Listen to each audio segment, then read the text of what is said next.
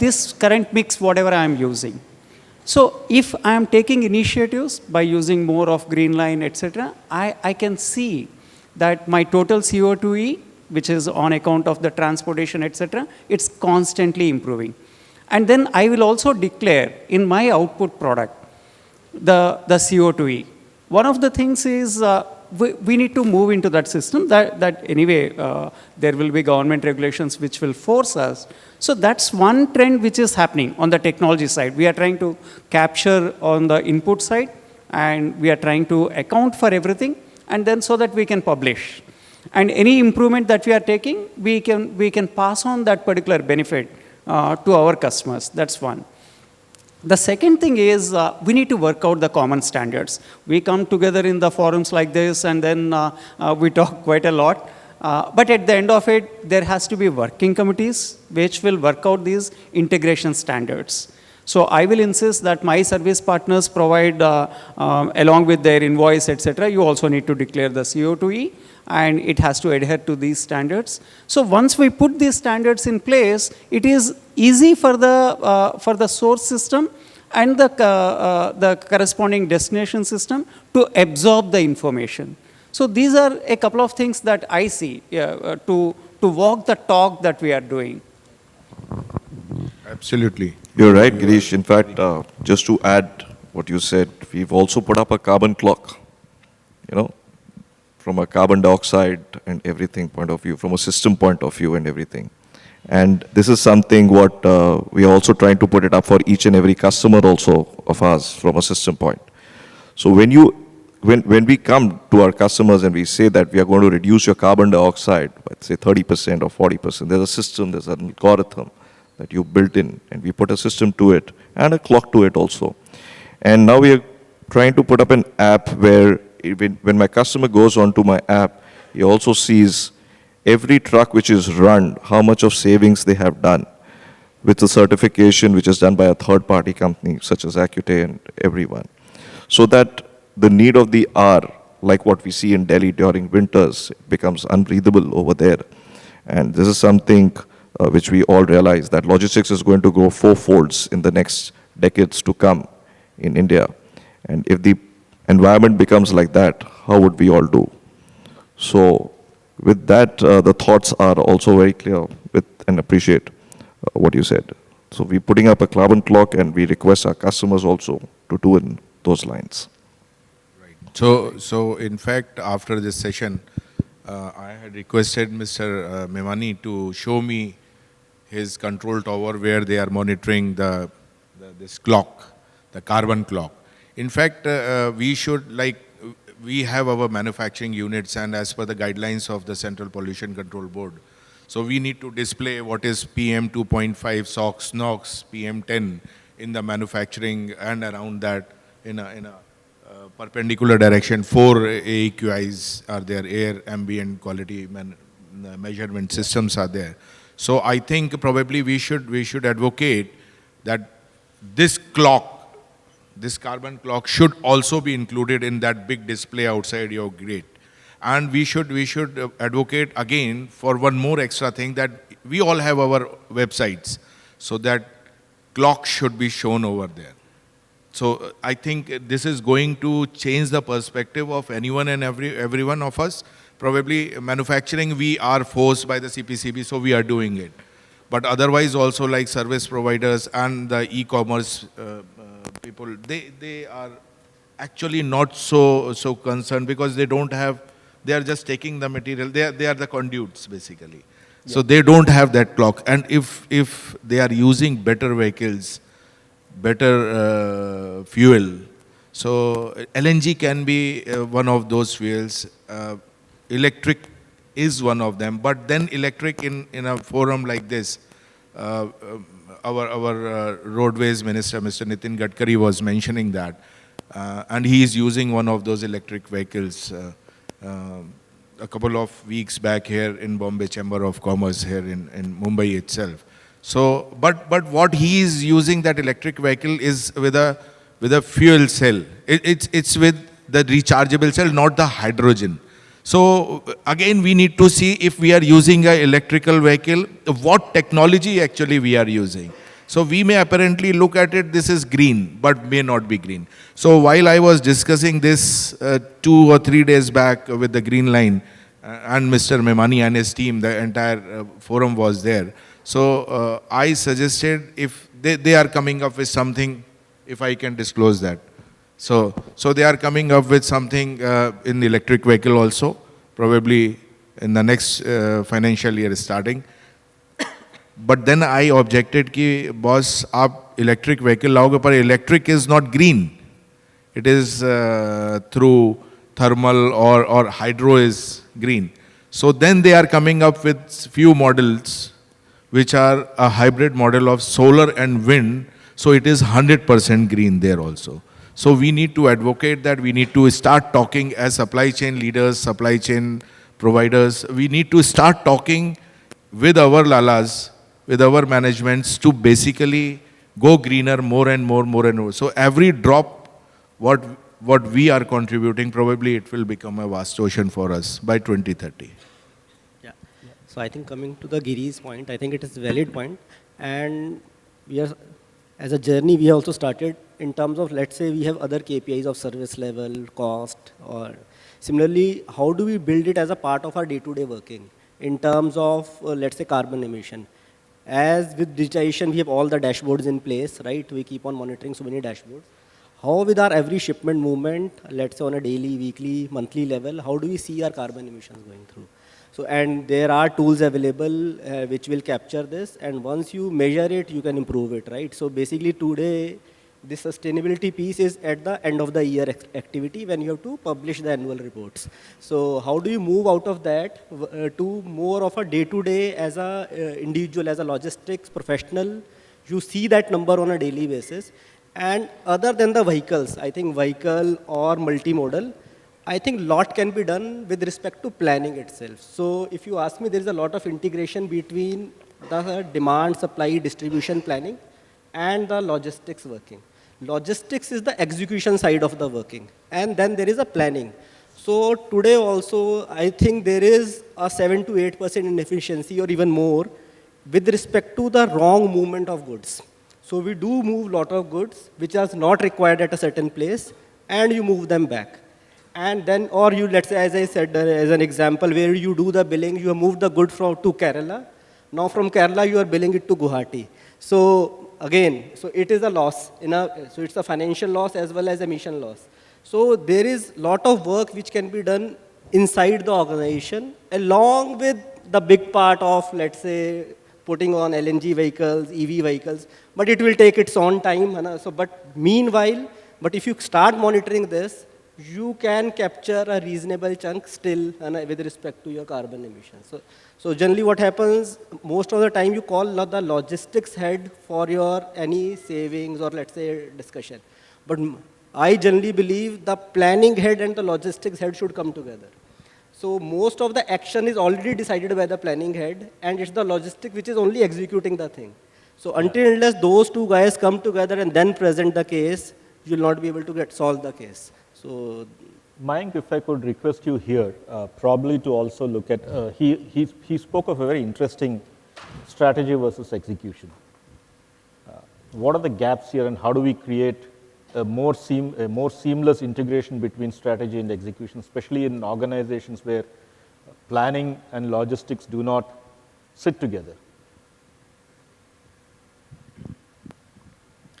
Sorry, it's just fascinating to hear how different challenges have across the organizations, and so it's a bit hard for me to comment on where you're coming from. I was almost sitting here and saying, isn't that very foundational, right? Yes. That planning and logistics should be integrated. I mean, that's the whole. It's not, 25 years back when I studied, we had this term of integrated supply chains. And the idea was that supply chain at the end is, connected and, what happens in one part impacts the other. And, good supply chains understand how to optimize end to end, right? Whether I should pour more inventory here because by putting more inventory I save transportation cost, or I go very lean on inventory and I'm happy to spend a little bit more money on cost. I think those are some of the very fundamental things. So from me, the simple answer to that would be quite important to have the right scorecards and measurement systems so that functions within an organization are not driving outcomes that may be optimum for that particular function but suboptimal for the larger organization.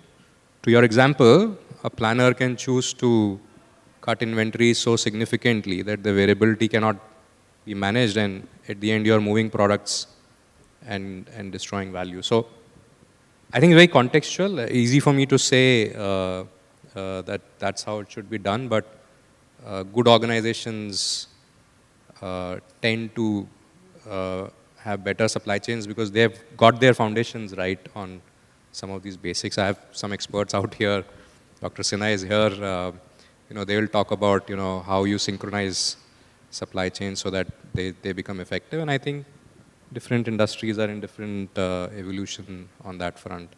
So I'd probably leave it at that. But fundamentally, for me, that's a good example of you could be talking about strategy, but you don't have the nuts and bolts in the organization to essentially ensure that you're translating your strategy into something measurable, and then everybody understands, what's the KPI, what the trade-offs are. Thanks. Anyone else from the audience? Yes, Satish.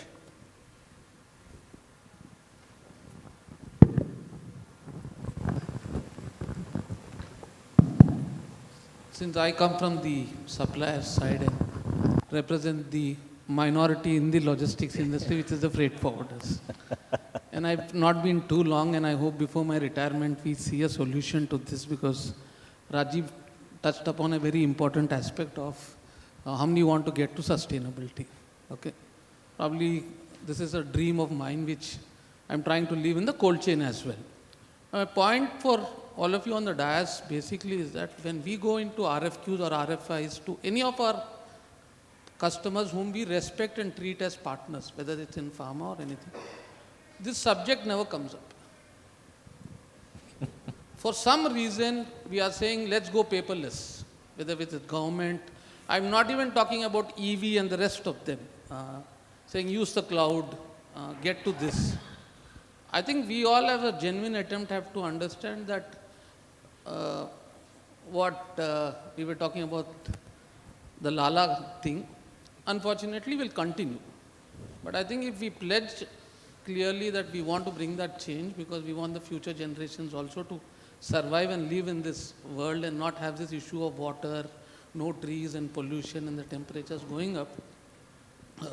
Girish and all in ISM been doing these conferences. But Girish, one of the requests is that how do we really make it, and if a white paper has to be submitted from through ISCM.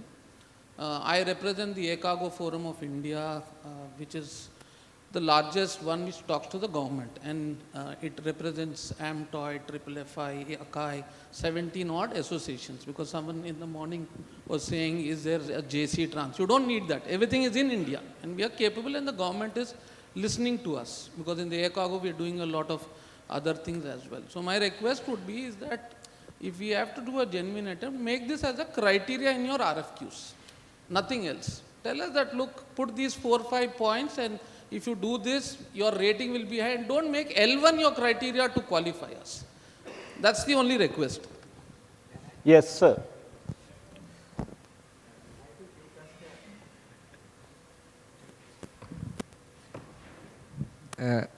You touched a very important point, and as I mentioned in the beginning, there is no denial. We all have to care for the environment, and for making these initiatives, we have to make them economically viable as well. And that should be our presentation to the government, that, like I mentioned one point, that instead of 4-year financing, it should be 8 years. The moment you reduce it, in fact, I have done this calculation for all these vehicles, and I won't hesitate in putting on record, using green vehicles or EVs, if we go for this 8-year formula, their logistic cost will be cheaper by 20%. So it is easily sellable to my friend's concept कि जब वो आप बात करते हो how to sell the management, तो पहला criteria tick mark हो गया, it is 20% cheaper, people will jump on it. So we have to make it economically sustainable as well as environmentally sustainable. Both things have to go together. That should be our goal, and believe me, we have to have stiff targets. And the last point, which I think Girishji said was most important, a common system of measurement. That is most important, that on a common system, right now what is happening is the cosmetic part of it. We write in the balance sheets, we publish it, we publish in the newspaper, like, please don't misunderstand me. वो एक हम green vehicle लगाते हैं और हम LinkedIn पे लिख देते हैं कि we have started with green line. I think it should not be like planting one tree and you publishing it in a newspaper. उस तरीके का initiative नहीं चाहिए. I think I'll be happy when I say कि 500 green line vehicles I am starting on one day. I am looking for that day, and for it, it has to be economically viable. Thank you, gentlemen. We are also nearing the close of our time. Probably what we also need to look at is that when we start looking at the future of logistics and the potential that logistics holds as a competitive weapon for the organization, probably the yardstick by which we are measuring those return on investments also need to be slightly altered. In one of the places where we did some work, we looked at a balanced scorecard concept to drive across value creation from the logistics perspective. Probably it's also time for some of us to go back and learn some of the things that we did in MBA but kind of forgot after that. A balanced scorecard could be an apt way of presenting value to the organization, because I think at the end of the day, it is the promoter is more interested in, we need to understand is the promoter interested in a green logistics or interested in a green bottom line. And if his interest is in the green bottom line, probably putting the value proposition across in a different way could probably help. With that, I thank you all for taking your time off and discussing it with us. Also, thank you. I think energy levels are a little low there because fuel is also running low. Yeah, the charge is running low. So we'll now see that we get back to recharging as quickly as possible. And with that, I would like to present all of you a small token of appreciation for having taken your time. Yeah, we'll first take the photograph before we do that. बैठ जाए, ठीक है. It ain't done till he says it is done. Yeah. And he's a manual zoom.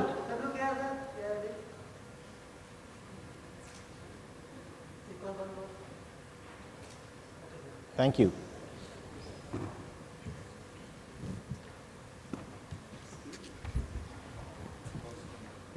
Thank you, Sandeep.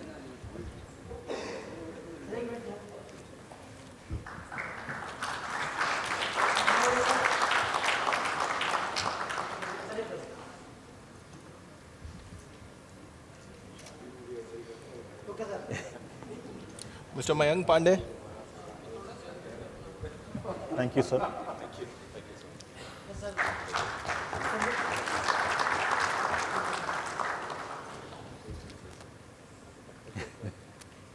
He's doing the manuals. Mr. Animesh Gupta. Thank you, sir. Lovely.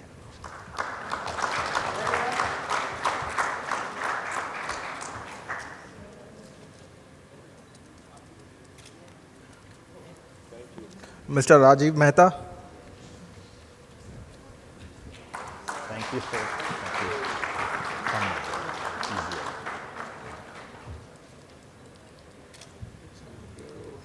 He wants one for the background. He's only working with a prime. Mr. Vipul Agarwal.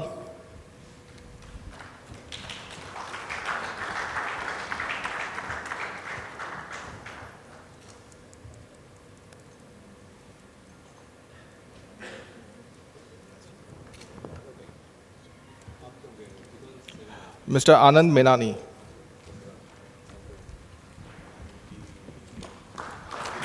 Thank you very much.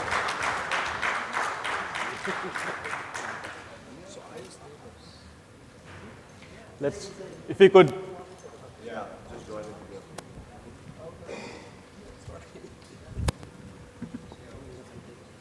नहीं sir क्या फर्क पड़ा